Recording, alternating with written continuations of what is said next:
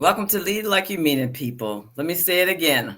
Lead Like You Mean It, people. It's the live series where we have bold, honest conversations with real leaders who bring confidence, care, and clarity to the way they lead. I'm your host, Carla Coates, and today we will dive deep into the heart of authentic leadership. Our guest, Mr. Gary Hibbs, a DMVer. DMV, that's right. Yeah, is a transformative leader, speaker, and executive coach with over 30 years of experience in senior living, leadership development, and organizational growth. As the CEO and founder of Unleash to Lead, Gary is a certified Maxwell leadership coach, speaker, and trainer who brings real world insight from decades in executive leadership. And he served as the regional executive director for Erickson Senior Living and overseeing multi-state operations, and now teaches emerging leaders. Mm. And you know what? I didn't know you were a professor at UMBC. UMBC, that's right. Yeah, the I had Erickson no School of idea. Aging. Cool, Yeah, cool, yeah, cool. yeah. Okay, so today we'll unpack what authentic leadership really looks like and why it matters more than ever. Mm. And we're going to talk about leading with great clarity, confidence, and courage. Hey, so grab your coffee. We're going to talk to Mr. Gary Hibbs. How you doing, Gary? Doing great, Carla. Thanks for having me. I really appreciate talking about this, and I love, what you're talking about. Lead like you mean it. Well, live like you mean it too. Yeah. But lead like you mean it. That's great. The intentionality in that title, I love it. Oh, sure thing. Okay, Gary, this is my first question for you. Fire Ready? away. All right. All right. You spent decades in executive leadership before launching your coaching practice. What was the turning point that made you realize it was time to lead differently? And what does authentic leadership mean to you today? Yeah, thanks. I think it means being real and living a life of integrity. I had a lot of success leading and really focusing on bringing people along. But the problem was I wasn't bringing myself along. I wasn't living in integrity, really. I was more concerned with um, my reputation, what people thought of me. And a reputation is who people think you are, not necessarily who you are. Character and reputation don't always come along together. And there was so much that was in my mind in terms of, just being real, that wasn't integrating with the outside of what I was presenting. I had a great family, great career, great, all of that from the outside looked pretty good, like I was really succeeding. But there was so much that was inside my head that I was worried that if you really knew who I was, and I think human beings in masses live this way. If you really knew who I was and what I was struggling with, you may not like me or you may not love me. And I couldn't take the risk of opening myself up totally. And it's a scary place to be. Thoreau said, in Walden, he wrote that the mass of men, and he could have said people, but this was, written a while back. But he said the mass of men lead lives of quiet desperation. Wow. And I think that's true. We live in hiding, and that's where I was. Even though I had success on the outside, I was increasingly struggling. When you're not living a life of integrity, you're living a life of disintegrity. Yes. Which means that you're about to disintegrate, just like a building that has cracks in it. Eventually, if you don't address it, that building is going to collapse. And that's what happened to me. I tried to medicate it. I tried to medicate it with every now and then alcohol. And that didn't work. In fact, that expedited the crash. Wow. Wow. Yeah. So one thing when you mentioned about just the fact of the integrity and being yourself, I remember that I didn't start to really enjoy leadership until I started being just me. Mm-hmm. So I understand that because I was so used to, this is the way you should do it. Follow what everyone else is doing. And I really didn't like myself. I hear what you're saying. I didn't like myself, and I didn't figure other people cared for me either. But Yeah, it's when I started to say, I'm just going to be Carla, whether they like me or not. But it that's took right. years to get to that point. Yeah, yeah. Yeah, Years. and that fear that I was talking about, whether you're thinking, well, they may not like Carla, or I was thinking they may not like Gary. That you have to have this perfect persona. You strive for perfectionism. That's not real, and people are looking for authenticity and real. In leaders, that's what we're looking for, is real. Don't spin me. Yeah, yeah, yeah, yeah. Don't spin me. And I was so afraid that if people saw the cracks in my life, that they would reject me. But when a leader stands up and does something, now hold on to your seat, apologizes, or says, you know what, I was wrong. Oh my gosh. Well, and as leaders, it's easy to succumb to this notion that you're never wrong. People don't want to see that you have a crack in your armor. No, people want to see that. And here's the funny thing: as a leader, I remember talking to a CEO once who said, "I can't let people know that they want to follow somebody who's strong." And I said, "Look, the reality is." We had this conversation. I said, not only do they see your flaws, they that you're trying to hide, they already know it. And if you Yes. don't admit it, then they respect you even less. Yes. So admit your stuff. Now, you can't be a bumbling idiot as a leader. I mean, you can't be Mhm, mhm, incompetent, mhm. but you have to be authentic, and you have to be vulnerable. I love the work of Brene Brown. Oh, yes, Brene, yes, yes, The yes. Gift of Imperfection.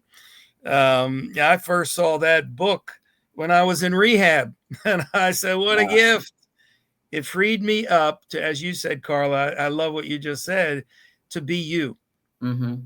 to be you. And if there are things that you need to change, expose it, and people who love you and that you can trust will come around you, and you want to be better, right?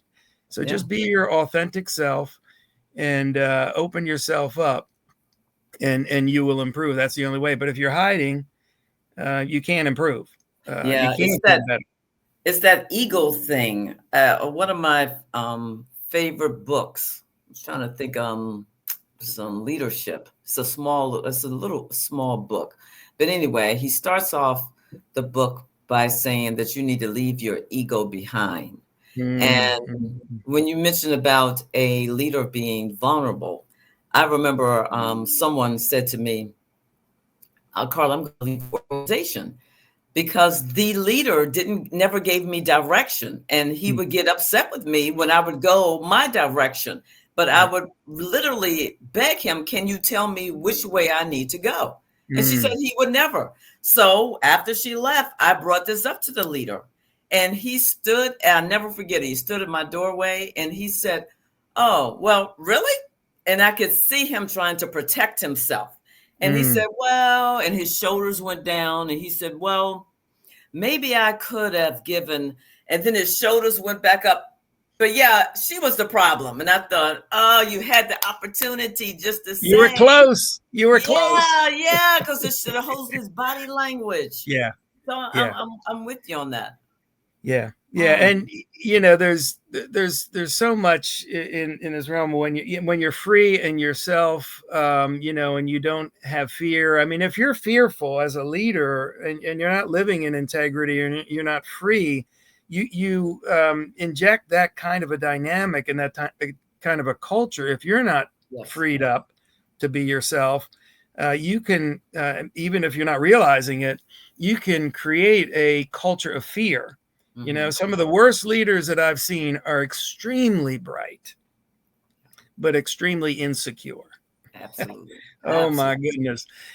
But, and again, you have to have competence. There's no doubt about that. But the way you get competent really, is in your experience, and what is it that you do with failure? Mm. You learn from failure. Failure is our friend. It's not something to be hidden or avoided. Mm-hmm. In fact, people were talking about failure in terms of, you chase failure. There's a guy named Ryan Leake. If you haven't Yeah. seen his work, Ryan Leake is awesome. He did the surprise wedding on YouTube and all that. But Ryan Leake is a number of times teamed up with John Maxwell, who you Mm-hmm. mentioned. I'm a coach, and he's written and talked about that. The only failure really is it's not in keeping away from failure. I mean, you don't try to fail on purpose, but you're freed up and know that you're going to learn some things through failure. The only real failure is not getting back up. Yeah. That's the only real failure. So when you're freed to pursue something, knowing that there's a high likelihood that you're gonna fail, that's okay. That's the grounds. That's the school. That's Yeah. the school where we learn. And It's that's so something, much fun.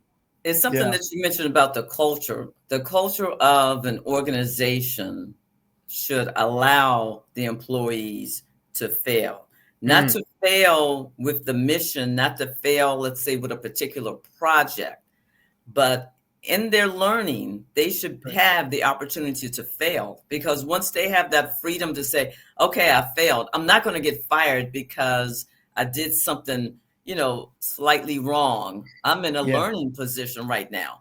I should Yeah. have the opportunity to say, okay, you know what, Carla, you didn't do that well. Let me clearly tell you what you didn't do well, but it's not the end of the world. Let Exactly. me put you on Yes. the right Yeah. path so that you Yeah. can succeed based on my Yes. experience. And if I don't know, I'm going to Yes. find somebody for you who can help you, who can mentor you, who can coach you through this That's so right. that you would be successful. That's what That's right. organizations should provide. This thing of Exactly. failure, oh, I'm going to protect myself. Now I'm going to fire someone because they did one thing and they're under me. I got to protect myself. That's That's that's right. that's that's wrong. That's That's just right. Yeah, yeah. I mean, and I want to be really careful. People say, "Oh, you don't, you're not going to hold people accountable or any of that." No, no, no, no. yeah. There's this ground of, what kind of culture are you creating? Because if you are afraid that the person with authority is going to come down on you when you make a mistake, you're going to Mhm. keep your head down. You're going to just do what you need to do to keep your job. You're Yep. not going to be creative. You're not going to be innovative. And we want to build teams where people know they can take a chance, take a risk to build something creative and innovative. I mean, Mhm. today's standard is yesterday's innovation. I mean, and tomorrow's standard is going to be today's innovation. That's the only way you get better individually and corporately. But Yeah. so one of the things that I've really learned in my experience in organizations is, you have certain goals you want to get to, and what you're trying to do, what you're trying to attain in your goals is important. Make the goal. But how you get there is almost as important, if not more important, because how you bring a team along, and what you're talking about is allow for mistakes, and how Mhm. you treat those mistakes is almost as important. And I would argue so often more important than the actual goal you're trying to reach, because you're creating culture. You're That's good. creating a place where people know that when they make a mistake, they don't brush it under the rug. They can raise their hand and say, you know what? I messed up. Yep. And that's the kind of team that I want. Now, if I go, you did what? Are you kidding me? What were you thinking? Well, Mhm. you might as well forget it. You just killed culture as a leader. Yeah.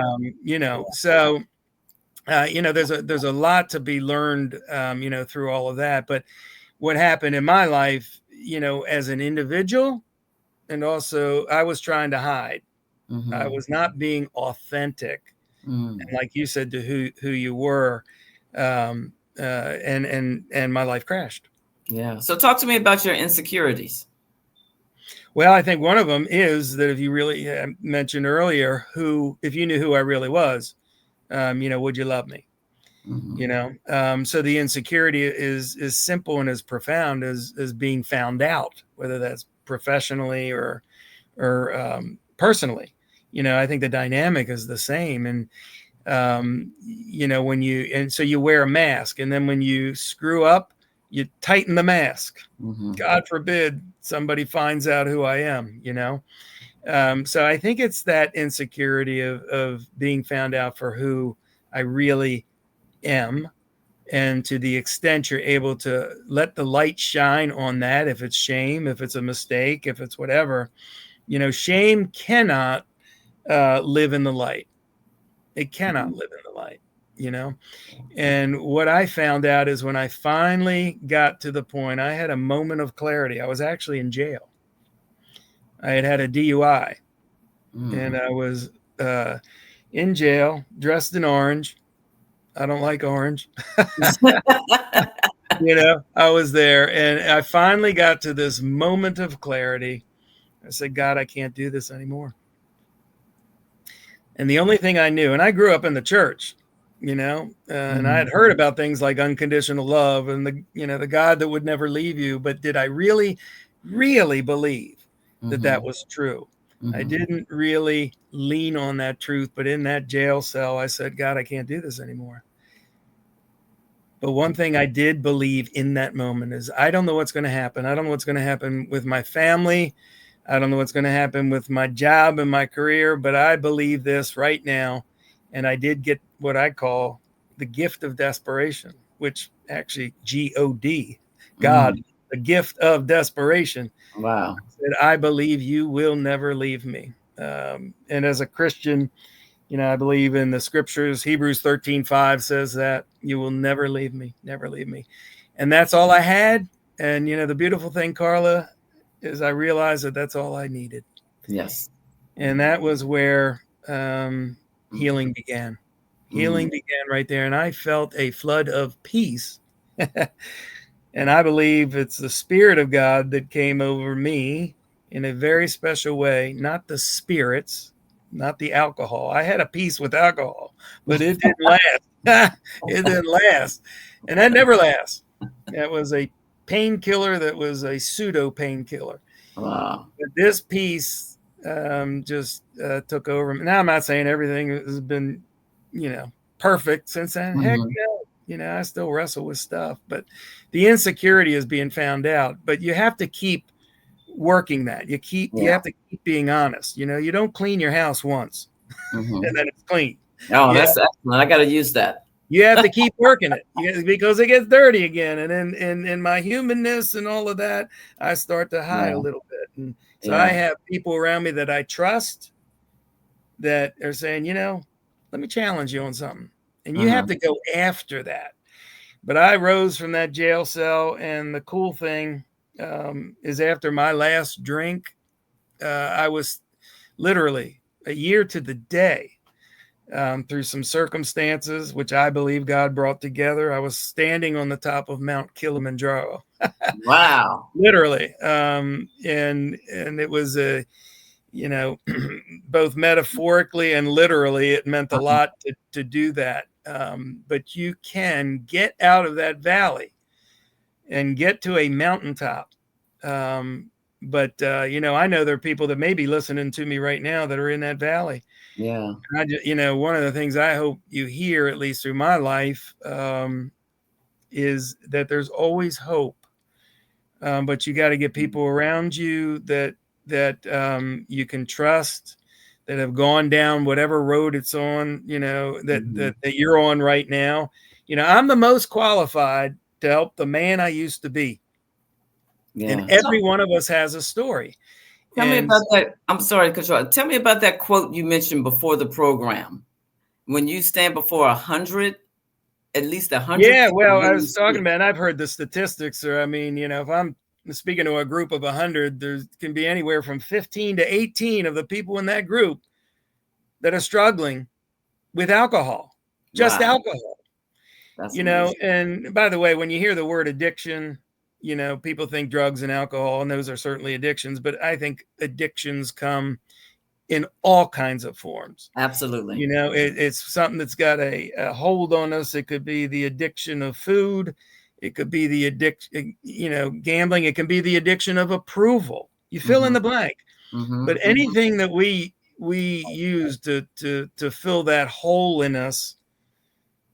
And in my faith, I believe that's a God-shaped hole. But that hole that you try to fill with other things other than what we were created to have it filled with, or who, better said, to fill with, we are going to look to other things, busyness, money, sex, whatever. Never fills the hole. And in fact, not only, certainly there are certain ones that are very dangerous. Alcohol is one. I had a nephew that just couldn't shake the addiction of heroin addiction, and he said he'd get his hands on anything he could to fill the hole, and he died of a carfentanil overdose. And so I saw that close up. Thank God he came to peace with God before he left, but the talons of the drugs were just so deep in him. But I would just say to anybody who's not living a life of integrity, look for help. I mean, I'm speaking to the person who may be laying naked on the bathroom floor and they're bleeding and they don't know how they're bleeding or why they're bleeding or what happened. Just open yourself up. The admission of who I was. Yeah. I thought that would kill me. I thought if people knew who I was, that's going to kill me. In fact, the very thing that I thought was going to kill me, to be honest and authentic, was the very thing that started my healing.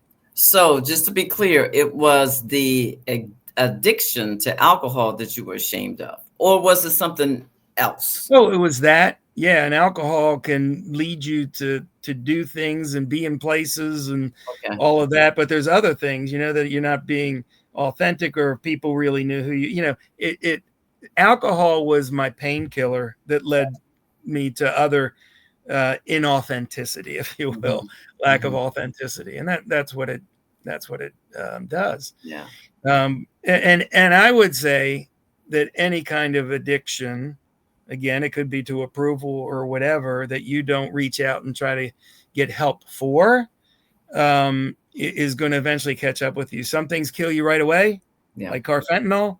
Alcohol is a slow burn, but there are other things like approval that can really kill your spirit and your joy, and you're just existing.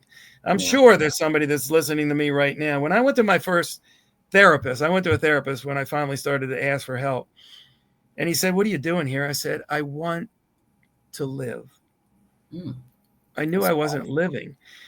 And as Thoreau said, the mass of people, the mass of men are living lives of quiet desperation. If you're living a life of quiet desperation, you don't have to be taking heroin or anything like that, but you may just be living safe. Or you just may, be after comfort, and that is a slow death. Don't do that. Leave it all on the field. Live wholeheartedly, as Brene Brown talks about. Your whole heart. Bring your whole heart. I don't want to, at the end of my life, be on my deathbed and say, "Oh, I made it." I want to say, "Oh my goodness, what a ride that was." I hear you. What a ride that was. I made it, and my 401k is in place. And, I don't want to do that. And I think I know that's how I was living. That also, made it worse for me. And I knew I wasn't alive. So, then that glass of Pinot Grigio became even more enticing. Wow. Tell me what happened. Now, I got to tell you something funny. I have another question. Yeah. So I told you, during this show, this is our third one, I never get to all my questions. So we're just on question one, Gary. That's great. So during that situation, what happened to you? You're in jail. You call out to God. What happens to you as far as employment? What happens to you as far as relationship? And this is all in your personal leadership. Yes. Yeah. Yeah. Well, what happens, and you can't fault an employer. I had a career, 27 years. As you mentioned before, I work with Ericsson. It's a great company. But they can only hang with you so much. So I not only had one DUI, and they hung in there with me. They were great and worked that through with me. But once I had another one, they're not sure. You got to be reliable.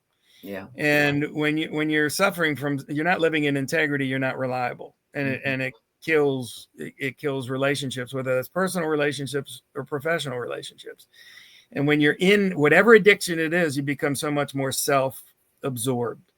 And when you start to break out, you start to see outside of yourself. And I really have come alive. I'm not the man I used to be, but I'm not the man I will be, because I'm continuing to grow and develop. But to answer your question, a company can only hang with you for so long, your kids can only hang with you for so long. I mean, if they're knocking on the door of your heart and you're not answering because you're so selfish, basically into yourself, or a spouse, so I lost my marriage, I lost my career, and I lost the affection of my kids.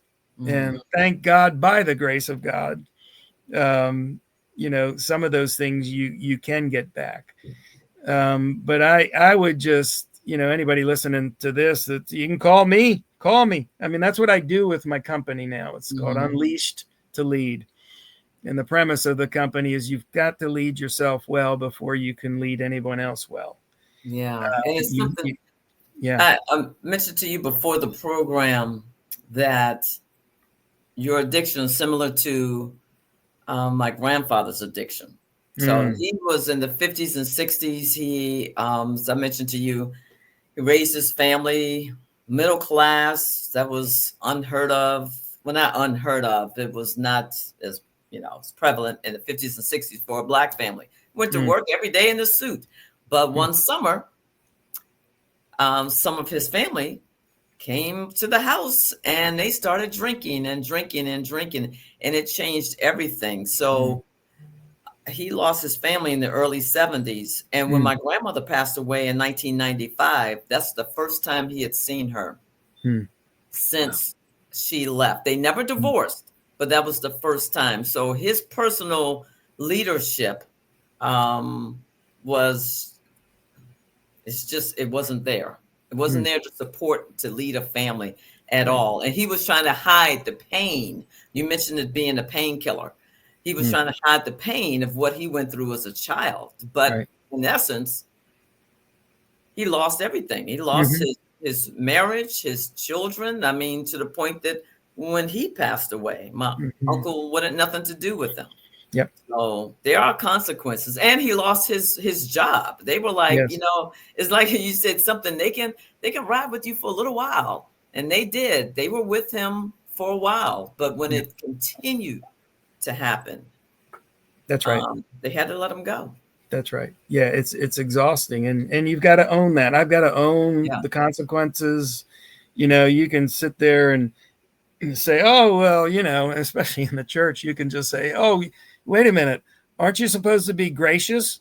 Forgive me. You can't demand grace and mercy, to people you've hurt. Yes. And and what you're describing is a story that I've heard, that storyline, and it's powerful. That you're going to lose. You're going to lose eventually. If you don't lose your life, you're going to lose the things that are worth living for. And that's what I hear you describing, Carla, in the family. Yeah. So I'm going to shift to the organization. I would like to talk about another time, Gary, about the Erickson Senior Living, because that just from a point of view of talking about the older adults, because they have so much to give. Just because you're at a senior living facility, that does not mean you're completely out. But that's another conversation, Gary. You got to come back. That's right. Another conversation. I'd love to. Yeah, because I would like to solely talk about that. Sure. And sometimes society looks down on older adults, or if they're in a particular area of their lives and it's false. They have a lot to get. Okay, I could talk Oh about my that. goodness. It is Yeah. one of the richest Yep. things. Yeah, we're going to have to, I would love to do that, Carla, Yeah, because, because that's and something. I just, It's my impact. best friends, today, they're in their 90s. I got a couple that are in their hundreds. I mean, Yes. aging. Yes, we're definitely going to have to talk Yes. more. It is a rich environment, Yes. and we It's do not do well amazing. by our older adults in this society. Yeah, and just by sitting at their feet and learning from them. Yeah. Okay, Gary, I see I took you down the wrong road. Okay, let me ask you my question. That's funny. we, Yes. we have to talk about that another time. Okay.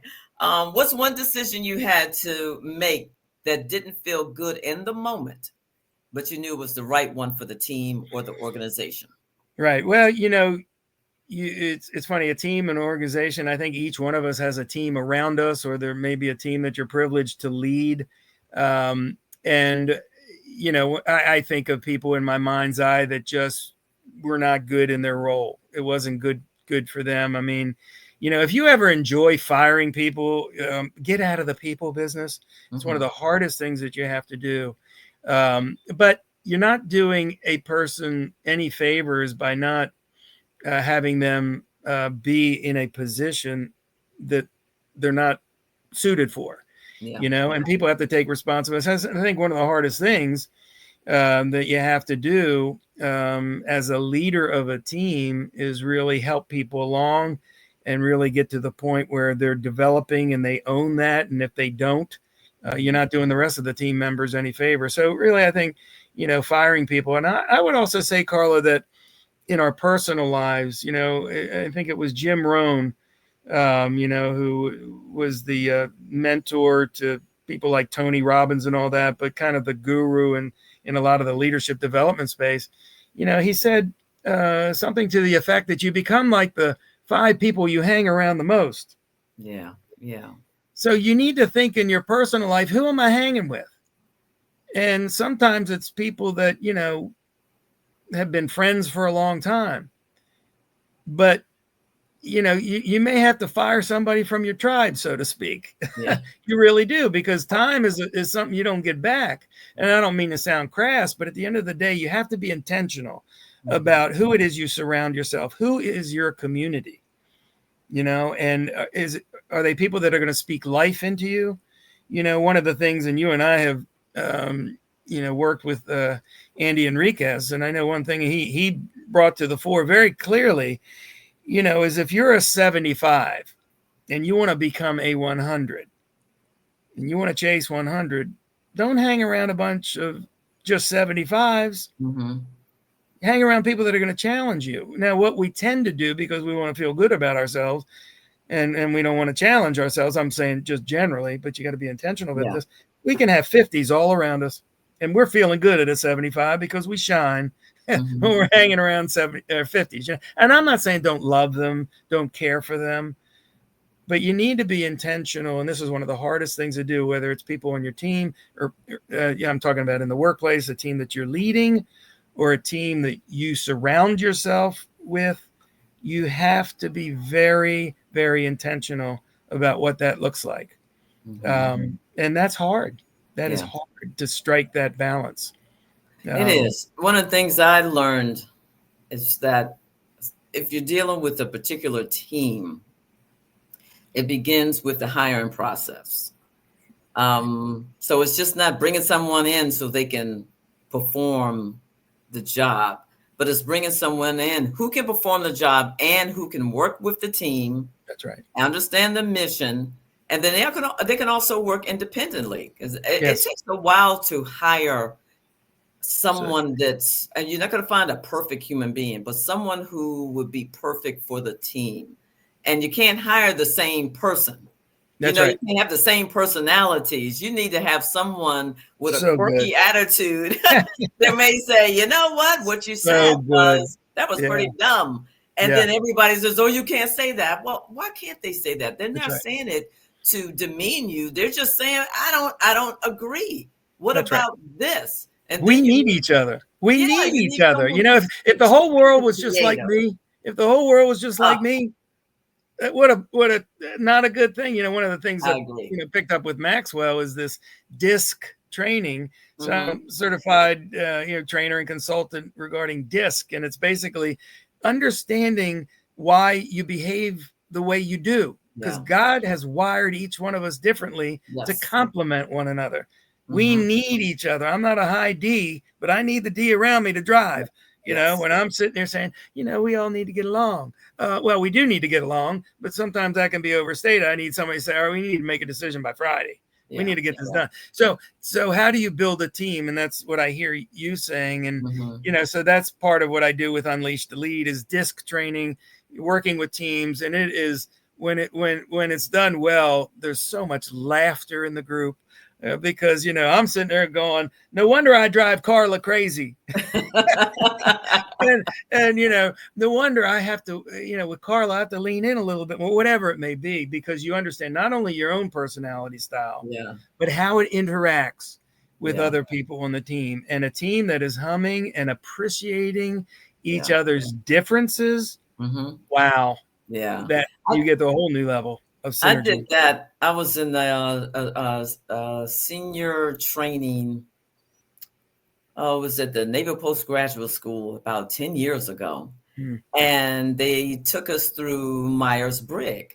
Yes. Or Myers-Briggs. Is it Myers-Briggs or Myers-Briggs? What have you? Anyway, Myers-Briggs. Yeah. okay, Yeah. thank you. So as we're going along and they have everyone around, they told us to stand in a huge circle. And it was about 100 of us. And they said, I don't know if it's your code, whatever it is, stand where you are in your Yes. Myers-Briggs. Okay, so I stood there, and a lady who who was opposite of me, she stood on the other side of the room, and I said, "That's the reason why my employee and I are like this." That's And right. I told her, and she laughed. She was a professor, I think, at the Naval Academy. Yep. We laughed so hard because I said, I get it. I Yep. get it. She said, yeah, Carla. And something, she started joking with me. I said, oh my gosh. Until I saw the Yes. visual. Isn't that And neat? I was able to understand her personality a little bit more. And I That's had right. to come down and say, you know what? This is where I need to meet her. That's right. I had to change in order to meet her. And then things worked out well. She never knew that I went through that experience. Yeah. Never Yeah. knew. And when you learn about yourself, I mean, sometimes you say, you know what? This is not the kind of job that I should be in. Some people come to that realization. Patrick Lencioni has done a lot of work in this area. Oh, I love this book. Especially, Lencioni, he's phenomenal, and you realize, he was talking about one company, I think he went into, and a lawyer became the artistic creative director when he realized that this is not, I don't like being a lawyer. Mm-hmm. This is not where my giftedness is. I went to law school and became a lawyer for the wrong reasons. Got into his giftedness and his strength-based leadership, and thrived. So, I mean, the differences, the diversity in terms of our gifts, talents, all of that makes for a beautiful thing when we realize, I love what you said. It was like, oh my goodness, this can be a good thing, and we can celebrate it. But this is again where intentionality comes in with who's on your team. And, life is meant to be lived with intention. I know that sounds, well, duh, but we don't often do that. We just kind of let life and the currents of life and environment, take us along as they will without being intentional about living. In fact, John Maxwell, he's written close to 100 books. He wrote a book about intentional living. So a lot of what you hear in me right now is echoed from my work with him, but we need to live intentionally. Agree. Well, I'll see you in a couple of weeks in Orlando. Yes, that's right. Lead to live.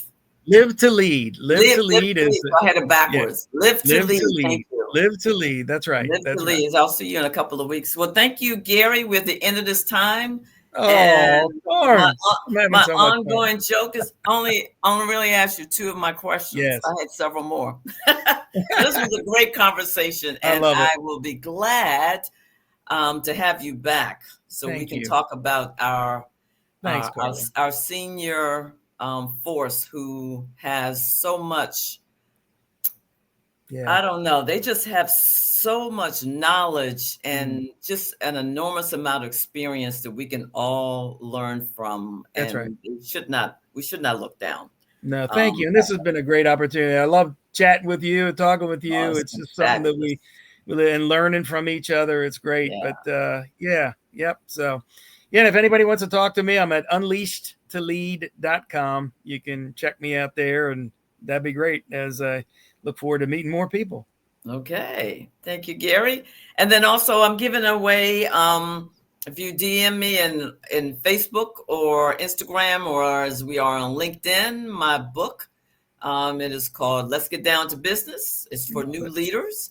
So again, DM me on LinkedIn, Facebook, Instagram, and I'll take the first 5 DMs. Thank you so much. Thank you, Gary. I'll see you next year, and we'll have our next conversation. Thank you. That'll It's be been a great. pleasure. Thanks, Carla. Thanks, everybody, for tuning in. All right. Thank you, guys. We'll see you in 2 weeks. Have a good day.